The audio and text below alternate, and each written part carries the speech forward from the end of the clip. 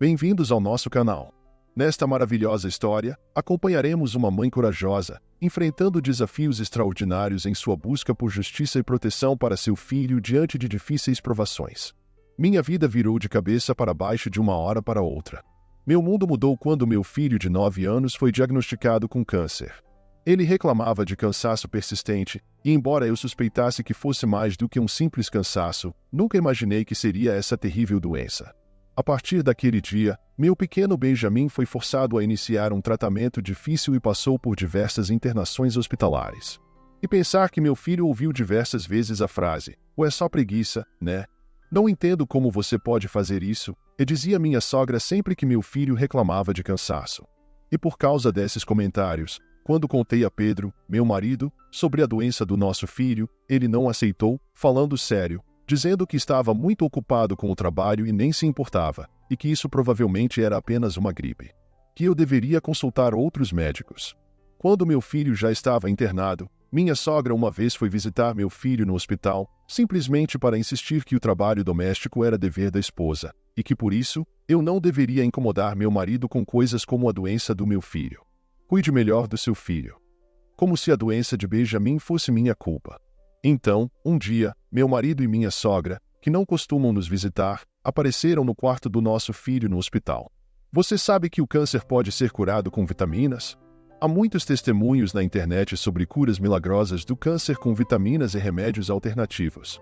Um dos tratamentos que li fala sobre um câncer em estágio 4 que desapareceu em uma semana, após o uso de vitaminas, e é por isso que eu vou curar o câncer do nosso filho, disse meu marido. Ele pegou o suco de laranja que Benjamin estava bebendo e derramou na cabeça dele. Vou fazer uma viagem com minha mãe por uma semana. Certifique-se de estar curado quando voltarmos, pois já está na hora de sua mãe voltar para casa. Meu filho e eu ficamos sem palavras, descrentes do que acabará de acontecer. Assim que meu marido saiu do quarto, livre do medo, Benjamin começou a chorar. Curar o câncer com vitaminas era uma ideia absurda e desesperada. Que bobagem. Além disso, quem, em sã consciência, jogaria um suco em uma pessoa doente? Em uma criança.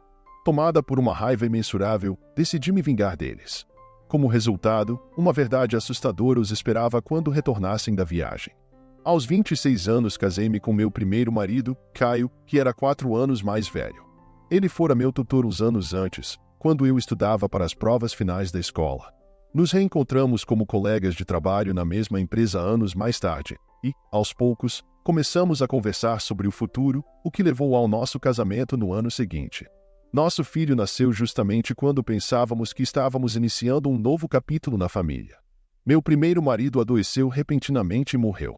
Apesar de se sentir mal, ele havia ido ao médico por ter desmaiado no trabalho. Caio foi diagnosticado com câncer.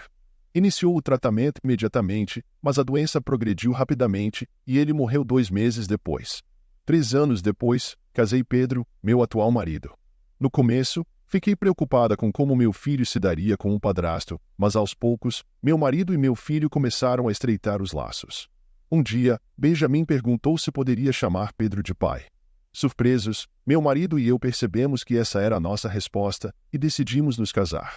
O encontro com meus sogros foi tranquilo, eles adoravam meu filho como se fossem seu próprio neto. Então, tivemos uma cerimônia e um banquete com a família e amigos próximos. Foi um evento caloroso e reconfortante. Apesar da piada que fiz com um amigo sobre a cerimônia de casamento 2 vezes, à primeira vista, a família do meu marido parecia feliz, mas por dentro as coisas eram diferentes. Meu marido tinha um irmão mais novo que era casado e morava com os sogros.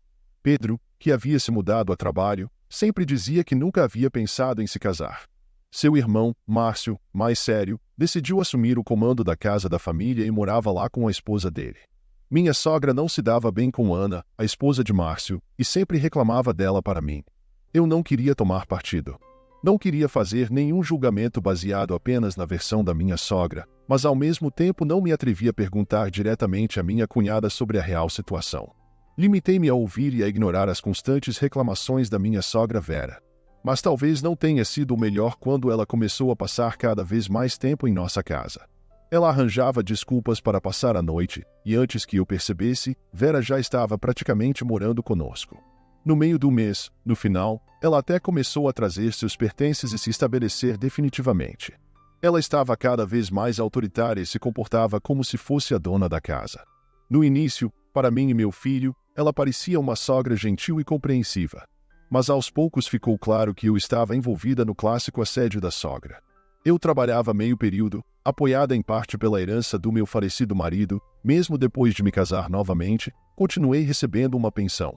Em mente o futuro do meu filho, considerando que ter mais dinheiro seria, sem dúvida, melhor, mas minha sogra começou a insinuar que a renda do meu marido era suficiente e me incentivou a largar o trabalho. Afinal, você é mãe, deveria dar prioridade na criação do seu filho. Eu nunca negligenciei meu filho por causa do meu trabalho. Tínhamos nos saído muito bem até ali. Resolvi continuar trabalhando. Então, ela começou a fazer comentários sarcásticos para meu filho, dizendo: "Da culpa é sua que sua mãe e seu pai vivem brigando, seu novo pai deve ter vergonha de você." Ela até o forçou a fazer trabalhos escolares de crianças do ensino médio, muito acima do nível dele que estava no fundamental. Ele ainda está em uma idade em que não aprendeu o básico, e mesmo assim estão obrigando-o a fazer apostilas do ensino médio. Claro que ele não conseguiu responder uma única pergunta e acabou chorando e se frustrando. Um dia Benjamin chorou após receber comentários de Vera sobre não ser muito inteligente. Ele estava comendo e começou a chorar. Vera tirou a mão dele da comida, reclamando e dizendo que as crianças não deveriam chorar tanto. Meu filho começou a temê-la e a evitar ficar sozinho com ela. Que criança hostil ele é, isso porque lhe falta o amor de uma mãe que não tem tempo para ele. Deveria ser doloroso para ele pensar que era a causa dos meus problemas, já que Vera sempre repetia isso quando eu e Márcio discutíamos por alguma coisa. Eu poderia confrontá-la diretamente por ela sempre descontar sua frustração em meu filho, mas não pude ficar calada pensando no bem-estar dele. Quando meu marido, que estava sempre ausente a trabalho, chegou em casa, contei tudo a ele. No entanto, Pedro descartou completamente o que eu dissera e afirmou: "E minha mãe nunca diria nem faria coisas assim com uma criança. Você tem certeza de que não está sendo muito dura com ela? Ela reclamou que você não faz bem as tarefas domésticas e nem cuida de Benjamin. Podemos viver só com o meu salário. Você deveria se concentrar nas suas responsabilidades domésticas ao invés de deixar minha mãe fazê-las por você." Fui acusada de forçar minha sogra idosa a fazer tarefas domésticas, algo que era completamente estranho para mim. Eu nunca exigi que ela fizesse alguma tarefa. Na verdade, eu nunca tinha visto ela mexer um dedo pela casa. Ela ficava sentada me dando ordens, reclamava da comida, mas nunca me mostrava como preferia que fosse cozido. Não sei ler mentes, como vou conhecer um sabor que nunca experimentei tantas vezes? Queria dizer isso a Pedro, mas me contive com medo de que meu filho se tornasse seu alvo. Aos poucos, meu marido também começou a parecer frio e indiferente em relação a mim e a Benjamin. Mesmo essa indiferença teria sido suportável se apenas às vezes ele perdesse a paciência, mas, de repente, como se estivesse possuído por outra personalidade, batia na gente, jogava coisas, e uma vez acertou meu filho. Benjamin chorou de dor e medo, e Pedro apenas disse para ele parar de chorar e o levou para o pátio. Eu defendi meu filho com meu corpo. Achei que meu marido iria bater em mim ou nele, mas em vez disso, ele me disse que a situação o havia desconcertado e que ele havia perdido a cabeça, e pediu desculpas. Em meio a essas mudanças constantes de temperamento com meu marido e minha sogra, meu filho completou 9 anos. Benjamin tinha uma paixão pelo basquete e começou a participar de aulas organizadas por um time de basquete adulto para crianças do ensino fundamental. Essa atividade o deixava visivelmente mais feliz, e passar menos tempo na frente da minha sogra contribuía para o seu bem-estar. No entanto, em um dia, ele começou a se sentir mal, e inicialmente pensei que poderia ter se esforçado demais no basquete. Decidi permitir que faltasse à aula, mas seu estado não melhorou mesmo após uma semana. Na verdade, ele parecia piorar. Preocupei-me e levei-o ao pediatra que o acompanhava desde pequeno. O médico sugeriu que fossemos a um hospital maior para realizar exames mais aprofundados. Eu não tinha experiência com hospitais grandes, exceto quando trataram meu falecido marido. O pediatra, que tinha contatos, nos encaminhou para o hospital e recomendou que fossemos o mais rápido possível, de preferência no dia seguinte. Mais tarde, descobri que não havia custo adicional para a primeira visita a um grande hospital.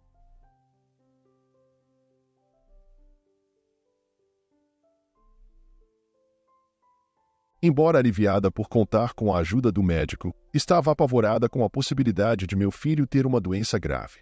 Ao contar ao meu marido sobre a situação e pedir que nos acompanhasse, ele recusou.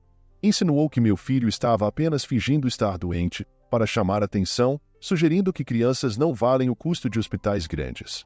Apesar da resistência dele, decidi cuidar sozinha do nosso filho, utilizando minha renda de meio período. Naquela noite, estava bastante mal-humorada. No dia seguinte, no hospital, eles se prepararam para o pior cenário. Quando perguntei ao oncologista pediatra o que seria esse pior cenário, ele respondeu, citando sintomas como dificuldade de diferenciar de um resfriado, dor abdominal e perda repentina de peso. O médico me questionou se eu havia notado algo em comum, e foi então que meu filho revelou que suas articulações doíam há muito tempo. Quando indaguei por que ele não havia me contado antes, meu filho explicou que não queria me preocupar mais ou enfrentar comentários negativos de meu marido e minha sogra. Sentindo-me culpada por não perceber seu desconforto anteriormente, meu filho ainda estava preocupado comigo, apesar de sua própria aflição. Reflete que, se tivesse lidado melhor com as questões envolvendo meu marido e minha sogra, talvez tivesse notado o desconforto de Benjamin mais cedo ou percebido que algo estava errado com ele. Enquanto pensava sobre ser uma péssima mãe, veio outro choque. A doença do meu filho era um sintoma precoce de câncer, o que exigiria sua hospitalização. Enquanto me preparava, compartilhei a notícia com Pedro e Vera, que incrédulos fizeram comentários sobre meu primeiro marido. O câncer é hereditário, seu primeiro marido morreu de câncer. Agora seu filho tem câncer? Ótimo, agora herdamos mais uma coisa, comentei friamente. Meu marido, sem demonstrar empatia, focou nas questões financeiras, enfatizando que as despesas do tratamento do meu filho seriam cobertas pela minha renda de meio período. Sua insensibilidade me deixou enojada, e eu corri de volta para o hospital, onde meu filho estava à espera. A situação obrigou Benjamin a abrir mão do basquete que tanto amava e de sua agradável vida escolar para se concentrar no tratamento. Então, não poderei mais jogar basquete. Eu queria me tornar um jogador de basquete famoso e tornar as coisas mais fáceis para você, mamãe, lamentou, sentindo que estava constantemente sobrecarregado. Felizmente, havia uma escola na ala pediátrica para que ele não ficasse atrasado nos estudos. Todavia, a realidade de ver outras crianças passando por situações difíceis, ao invés de lhe ajudar, o impactou profundamente. Eles me disseram que a maneira como gerenciamos nossas emoções pode afetar seu estado de Benjamin. Então, tomei cuidado para não aumentar seu sofrimento e tentei manter-me firme e otimista. Mas talvez minha preocupação estivesse refletida em meu rosto, e inconscientemente, eu emitia uma aura que lhe causava ansiedade. Tive que mudar minha mentalidade e apoiar e encorajar meu filho, que estava cada vez mais desanimado. Houve momentos em que meu filho, oprimido pela doença, gritou desesperado, dizendo que não se importava mais em melhorar e que só queria morrer. Os efeitos colaterais do tratamento foram tão graves e insuportáveis que parecia que ele não aguentaria mais o tratamento do câncer. Já é difícil para adultos que lutam contra isso. Pensei que entendia as dificuldades do tratamento do câncer por causa da experiência do meu falecido marido, mas ele faleceu sem passar pelos efeitos do tratamento, já que foi muito agressivo e rápido. Ainda assim, pensei que saberia lidar com isso, mas não sabia. Não entendo bem a sua extensão. É fácil dizê-lo, mas outra coisa é fazê-lo era ver meu filho amado passar por tudo isso. Para apoiar o meu filho, pedi conselhos a quem passou pela mesma coisa, graças ao fato de estar num hospital universitário. Conheci um estudante que tinha passado por um câncer pediátrico, e ouvi sua história sobre quais palavras o machucaram e quais o confortaram foi incrivelmente útil para meu filho e para mim. Estávamos lutando contra sua doença, mas estávamos determinados a trabalhar para sua recuperação. No entanto, meu marido e minha sogra nunca nos visitavam ou mostravam sincera preocupação. Suas presenças poderiam ter nos feito sentir pior, mas um pouco de preocupação, quando voltei para casa com as roupas do meu filho, teria sido bom. Para o hospital novamente, você não é minha esposa. O que você está fazendo negligenciando sua casa? Essas foram o tipo de resposta que recebi quando tive notícias do meu marido, tanto no hospital quanto em casa. Nunca tive um momento de paz, estava sempre no limite, mal conseguindo segurar a força de vontade no meio de tudo isso. Meu sogro, Carlos, era o único que me visitava regularmente. Sua preocupação por Benjamin e por mim, aliada às suas conversas casuais, nos permitiram esquecer nossa dura realidade por um tempo. Não poderia estar mais grata a ele. Também foi encorajador ver meu filho, que normalmente parecia tão abatido, sorrir mais quando seu avô estava por perto.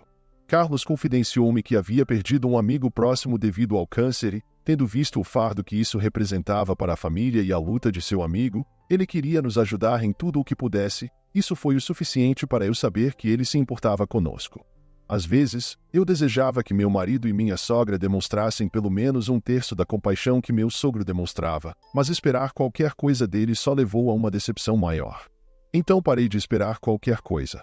E de repente, um dia, Vera e Pedro, que não demonstravam interesse na luta do meu filho contra a doença, foram ao quarto do hospital. Por quanto tempo você planeja fugir de casa como um rebelde adolescente garoto? A casa está uma bagunça porque sua mãe não está lá, a esposa tem seus deveres. Nem todo mundo morre em algum momento.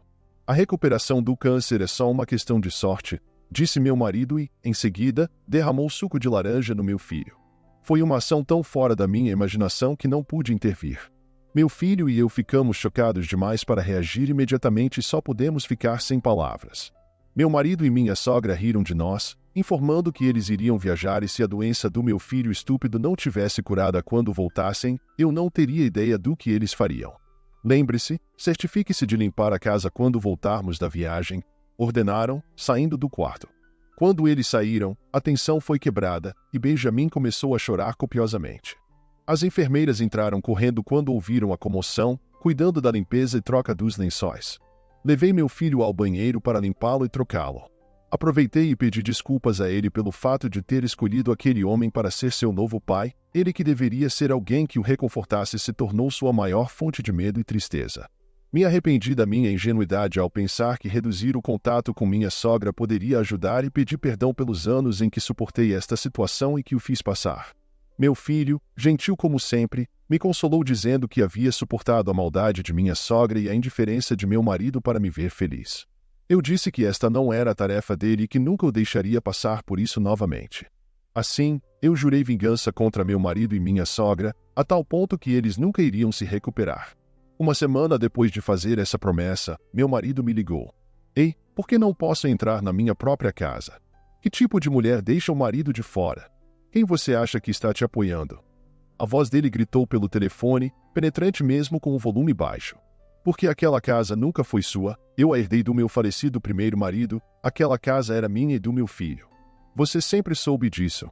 Quando nos casamos, Pedro sugeriu que começássemos nossa vida de casados na minha casa, dizendo que o aluguel do apartamento dele estava prestes a expirar. Ele prometeu que, com o tempo, conseguiríamos uma casa nova, mas nunca houve qualquer sinal de que isso aconteceria. No final, ele se mudou sem qualquer compromisso real de encontrar uma nova casa para nós antes de se casar novamente. Antes do casamento, Bernardo, um conhecido de Caio, meu falecido marido, entrou em contato comigo e se ofereceu para comprar a casa. A oferta estava acima do valor de mercado e foi tentadora. Pensei que nós mudaríamos para uma nova casa depois de nos casarmos, e que meu Pedro acharia desconfortável morar em uma casa associada ao meu falecido marido. No entanto, não conseguia deixar de lado as lembranças do Caio, e não a vendi. Eu disse a Bernardo que poderíamos conversar novamente quando chegasse a hora, mas meu Pedro nunca tocou no assunto de uma casa nova, e minha sogra se instalou como se fosse a coisa mais natural a fazer. Chegando à situação atual, de repente lembrei-me de que alguém disse que as memórias não são coisas tangíveis. Agora finalmente compreendo que as memórias residem na mente e no coração de uma pessoa. Na verdade, é bastante tarde para perceber isso. Devia ter saído de casa quando minha sogra começou a se instalar nela. Após a visita devastadora de Pedro, entrei em contato com Bernardo para conversar sobre a venda da casa. Embora tardiamente, ele parecia feliz em prosseguir. Ele até se desculpou por trazer à tona o assunto da venda durante meu luto. Os procedimentos de venda já haviam sido concluídos. Ele foi atencioso com minha mudança e com a doença de meu filho e concordou em agendar a entrega quando eu quisesse. Fiquei grato, mas para me vingar de verdade do meu marido e da minha sogra, agi rapidamente. Mandei os pertences deles para a casa dos meus sogros, pagando eu mesmo os custos de envio. Meu filho e eu levamos apenas o essencial, para o apartamento que adquiri, e já havíamos nos mudado quando meu marido continuou a insistir que era dele a antiga casa. Lembrei-lhe novamente que a havia herdado de meu falecido marido. Então era minha e do meu filho. Ele ficou surpreso por um momento, mas rapidamente contra-atacou. Mesmo que fosse verdade, você não tinha o direito de tomar essa decisão sem me consultar. No final das contas, fui eu quem pagou. Manter aquela casa envolveu inevitavelmente alguns desgastes, como problemas com o fluxo de água ou o banheiro que não funcionava corretamente. Eu tive gastos e seu argumento não fazia sentido. Ele alegou que era o proprietário porque havia pago por alguns reparos. Eu ignorei seu raciocínio e declarei a intenção de me divorciar. Minha sogra, que estava escutando, interveio dizendo que eu estava louca. Quão ingrata é você! Eu a aceitei como uma filha e agora você quer o divórcio?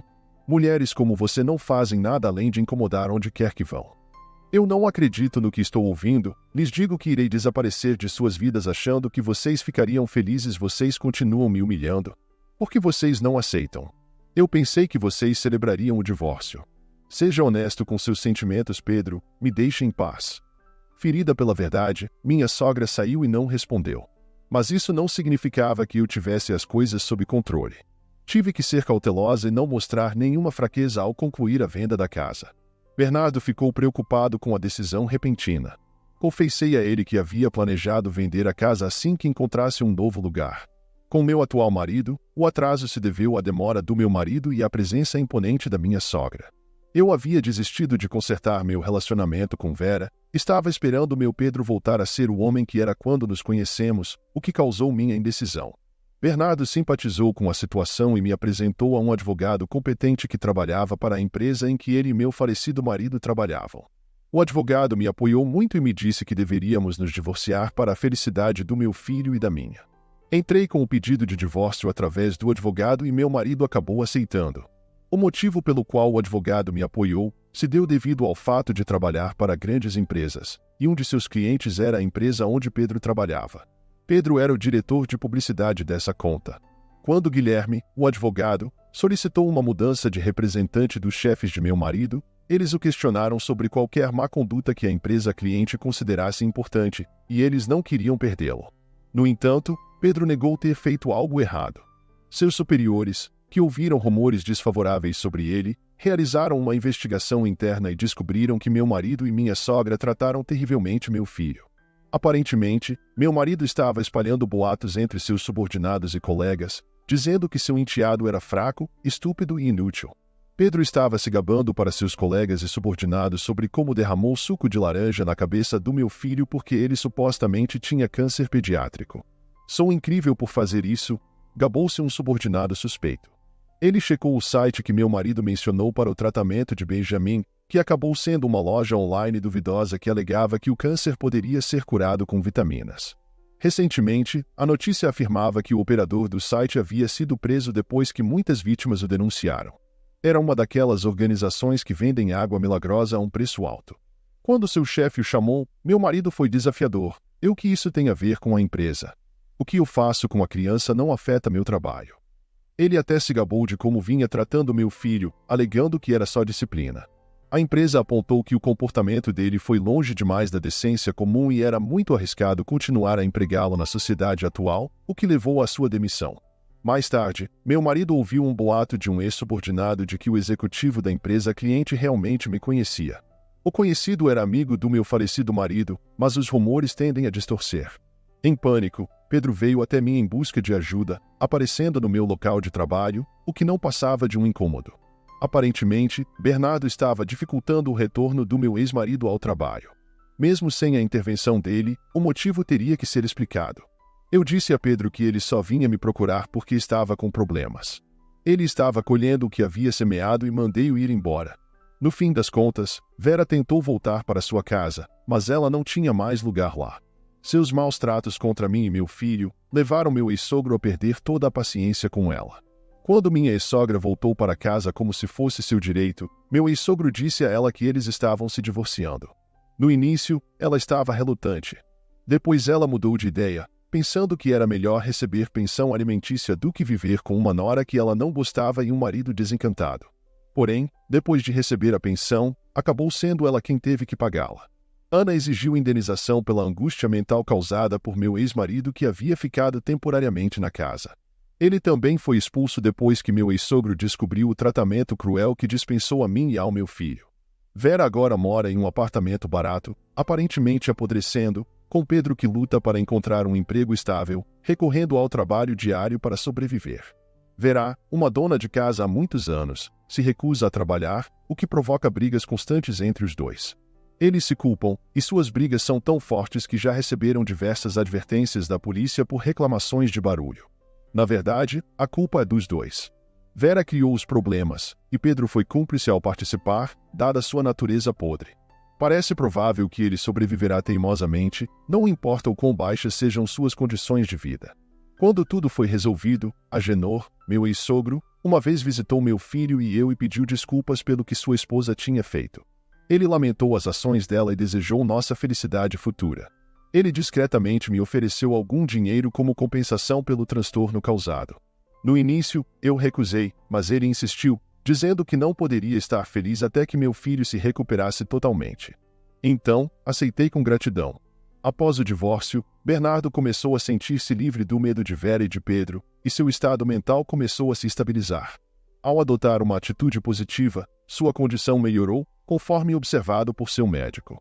Estabelecendo metas, ele parou de reclamar dos tratamentos difíceis. Seus esforços valeram a pena, e ele recebeu alta temporária do hospital. Se não houver problemas, ele poderá retornar gradualmente à vida normal enquanto continua o tratamento.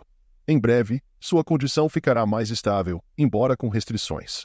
Ele poderá retornar à escola, e embora ainda precise de hospitalização de vez em quando, não será por longos períodos como antes. Bernardo está traçando metas, como as coisas que quer fazer e os alimentos que quer comer quando tiver alta e quando terminar o tratamento, tudo isso visando uma completa recuperação e quem sabe a volta ao sonho de jogar basquete. Apesar da separação, Agenor, meu ex-sogro, está presente em nossas vidas. Ele é um verdadeiro e amoroso avô para Bernardo.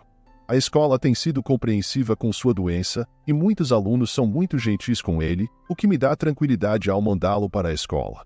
Sinto-me otimista e feliz em ver que aos poucos ele está dando sinais de recuperação.